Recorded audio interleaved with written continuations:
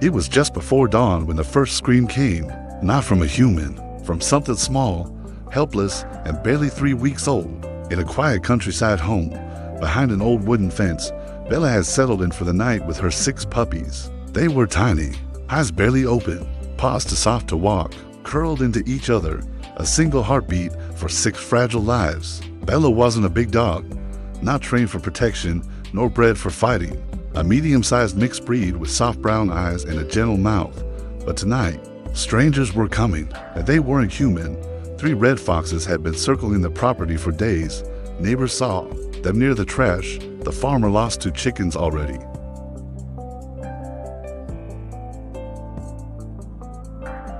The first fox slipped through a gap in the fence just after 2 in the morning. It moved low and fast, eyes locked on the shelter. The second followed within seconds. The third stayed outside, watching, waiting, as if it knew what was about to happen. Bella smelled them before she saw them.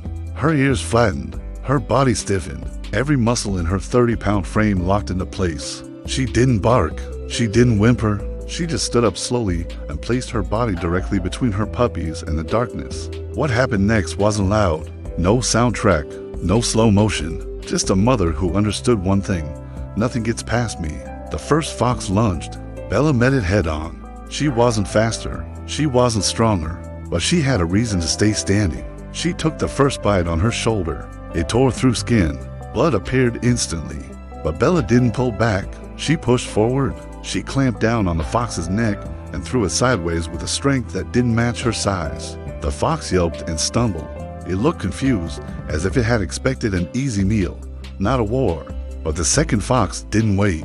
It came from the side, aiming directly for the puppies. Bella spun around so fast her injured shoulder hit the ground. She yelped just once, and then she was back on her feet, standing over her babies like a shield made of bone and blood. This wasn't instinct.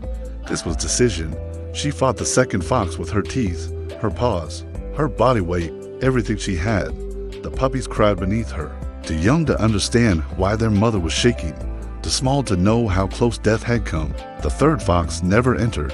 It watched from beyond the fence as Bella drove the second fox back, bleeding from 3 different wounds, limping on her front left leg, panting so hard her ribs looked like they cracked through her skin. And still, she stood. When the homeowner finally rushed outside with a flashlight, he found Bella collapsed over her puppies. Not beside them, over them. Her body was a blanket, a wall, a final line of defense she refused to abandon even after the danger had passed. He thought she was dead. She wasn't moving. Her eyes were closed. Blood had soaked through the bedding and pooled on the concrete. He dropped to his knees and whispered her name.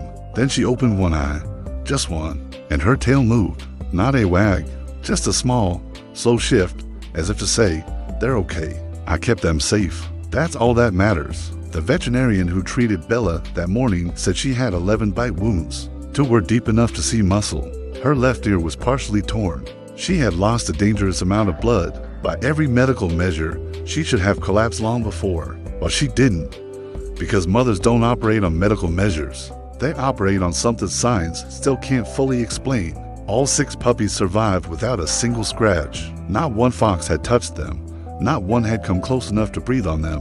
Bella made sure of that with her body, her blood, and the kind of courage that doesn't come from training. It comes from love. The story spread through the small town quickly. People brought food, blankets, donations for her medical care. Children drew pictures of her. A local newspaper ran her photo on the front page. A tired, bandaged dog lying on a soft bed, 6 puppies nursing peacefully against her chest. Someone asked the owner if he planned to build a stronger fence, maybe get a bigger dog for protection. He smiled and said, "I don't need a bigger dog. I already have the bravest one alive." Bella healed. It took weeks. The scars stayed. Her left ear never looked the same. She walked with a slight limp on cold mornings, but every single night, without fail, she curled around her puppies the same way she always had, completely, selflessly, without a single thought for herself. Some will say she was just a dog doing what dogs do, but those people have never watched a 30-pound mother stand against 3 foxes in the dark and refuse to fall. She wasn't fearless. She was terrified, but she stood anyway, and that's not instinct. That's love with teeth.